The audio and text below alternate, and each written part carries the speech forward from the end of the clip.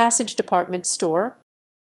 The Passage, from the French word passage, is an elite department store on Nevsky Avenue in Saint Petersburg, Russia, which was founded in 1848.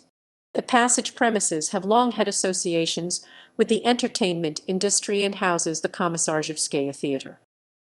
19th century. The site where the Passage sprawls had been devoted to trade since the city's foundation in the early 18th century.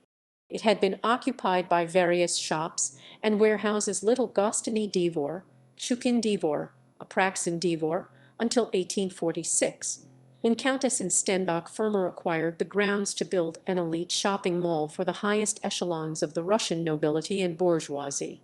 The name came from a vast gallery between Nevsky Avenue and Italianskaya Street, which provided the main passage through the mall.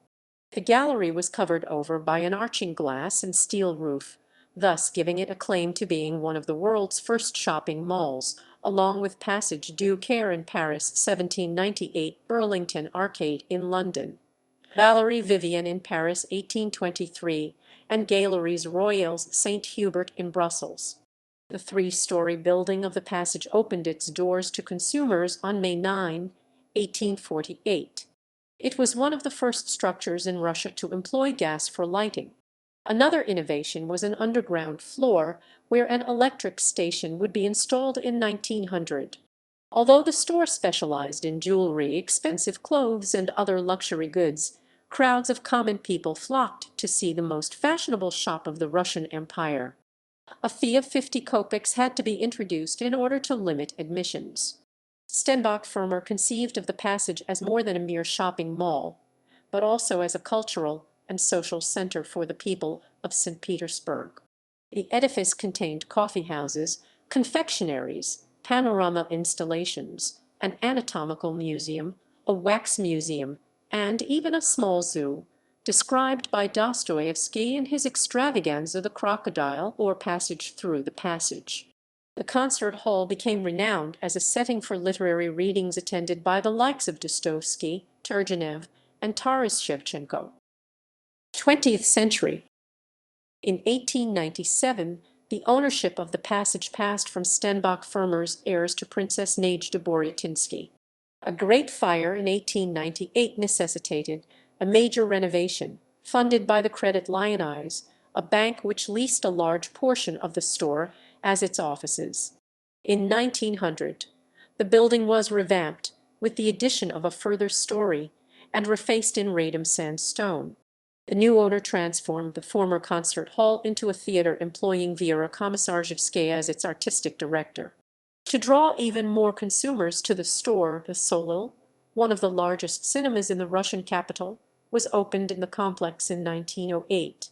After the Russian Revolution of 1917 and the following several years of disorder, the store was reopened as the Passage Supermarket in 1922.